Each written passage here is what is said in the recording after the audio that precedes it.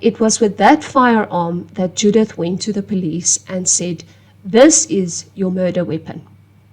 The police did forensically test the firearm against the shell casings found at the crime scene, and it was proven to be the murder weapon. All of this, traveling to South Africa and back and borrowing the gun, was later confirmed in court that this in fact did happen. When Judith provided the police with this murder weapon, that is when they started to thankfully relook the case. And they then found that Tini and Ria had struggles in their marriage since 1993. This is my own assumption. This is nowhere mentioned in court documents, but to me it's very significant that marriage problems started a year after Mariette and Justin arrived in Gaborone. Just timing-wise, very suspicious. They even separated at some stage, but then they reconciled.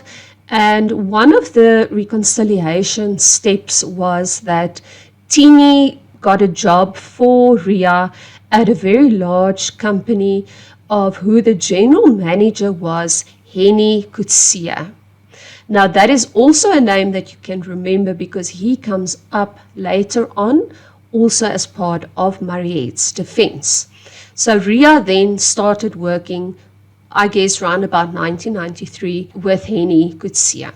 The police pounced on Tini and Mariette on the 7th of October 1996. Apparently Tini was pulled over. He was on his way somewhere when he was arrested. And there was a discussion between him and the police officer. The police officer said, "Well, we have the firearm that murdered your wife." And Tini just blurted out, he said, "I hope the gun and the shell casings don't match." So that was very weird for the police, because if somebody killed your wife, wouldn't you be happy that they are now finding who did this? So Mariette and Tini was arrested after all of the evidence was confirmed, and they then let Tini go because Tini was out of the town at that stage. He had a solid alibi for the night, but Mariette was held in custody. Part of the rumors, the gossiping, everything, the police found out that Tini had promised Mariette several times that he is going to leave his wife, that they will get divorced, and then him and Mariette can live happily ever after.